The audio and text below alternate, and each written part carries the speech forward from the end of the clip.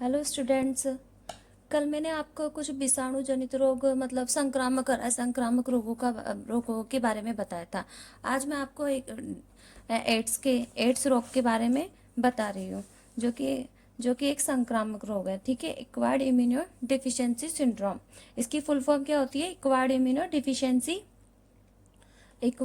Deficiency syndrome होती है। इसका जो विषाणु होता है वो कौन सा होता है? एच आई वी प्रकार का विषाणु होता है। उसको ये जो एड्स रोग है जो किस किस चीज़ को प्रभावित करता है? ह्यूमन इम्यून सिस्टम को। किसको? Human immune system. ठीक है, ह्यूमन इम्यून सिस्टम को प्रभावित करता है। जो ये एड्स रोग है, इसका फर्स्ट जो रोग नियंत्रण और बचाव केंद्र, इसका सेंटर कौन सा है? Centres for disease control and prevention, या सीडीसी भी बोलते हैं। और ये कब एस्टेब्लिश किया गया था? 1981 में। ठीक है, इसके संक्रमण किस किस से होते हैं? मुख से होते हैं, योनि से होते हैं, गुदा संभोग मतलब सेक्स करने से होते हैं, रक्तदान जैसे ब्लड डोनेशन करने से, या फिर किसी यूज की हुई, या फिर किसी रोगी को एक इंजेक्शन लगा दिया फिर दूसरे रोगी को वही इंजेक्शन लगाने से हो जाते हैं। मतलब एक सुई को दोबारा यूज करने से हो जाता है। या फिर किसी को पहले से एड्स हो रखा है तो उसको उसकी सुई हमारे ब्लड में या उंगली में चुभ जाती है तो हमें उससे एड्स होने की संभावना हो जाती है। माँ से बच्चे में आ जाता है, रुधिर द्वारा या फिर स्तनपान द्वारा आ जाता है। ठीक है, और इसके लक्षण क्या क्या आते हैं? जब किसी व्यक्ति को एड्स हो जाता है तो उसके लक्षण, उसको कैसे पहचाने, इसके बारे में जानेंगे।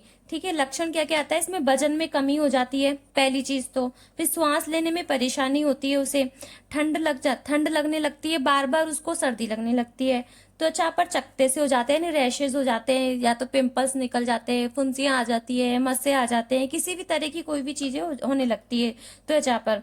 और यानी स्किन प्रॉब्लम शुरू हो जाती है, खांसी होती है, उसको बार बार खांसी, तेज खांसी हो जाती है, सिर दर्द होने लगता है, उसको बार बार सिर दर्द होने लगता है, मिटता ही नहीं है, धुंधला दिखाई देने लगता है, आंखों आईसाइट वीक हो जाती है, रात में बार बार उसको टॉयलेट की जाने की संभावना हो जाती है, पसीना तेज आता है कि मतलब जैसे एसी में बैठे हैं फिर भी पसीना उसको आ रहा है, तो मतलब उसको एड्स की जांच कराने की जरूरत है।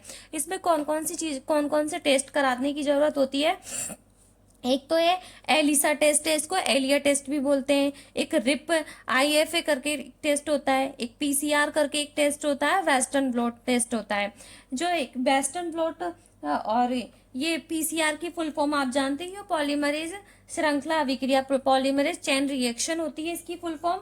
और इसकी होती है रिप की रेडियो प्रतिरक्षी संघनन अमापन बोलते हैं इसको, या फिर अप्रत्यक्ष फ्लूरोसेंट प्रतिबॉडी अमापन बोलते हैं। ठीक है, और ये उसके उपचार क्या क्या है? इसके उपचार रेट्रो विषाणु दवाइयों द्वारा किया जाता है, यानी एंटीवायरल डिजीज दी जाती है, एंटीवायरल दवाइयाँ मेडिसिन दी जाती है। और इसका सबसे अच्छा उपाय तो आप जानते ही हैं, इसमें सबसे अच्छा उपाय मतलब लोगों को जागरूक कराया जाए एड्स के बारे में, कि उनको बिना किसी सिक्योरिटी या बिना किसी तब तक संभोग ना करे, या फिर किसी ऐसी सिरिंज के संपर्क में ना आए जो एक बार उपयोग की गई हो। तो इससे लोगों में जागरूकता फैलाएंगे तो उनको एड्स होने की संभावना कम हो जाएगी।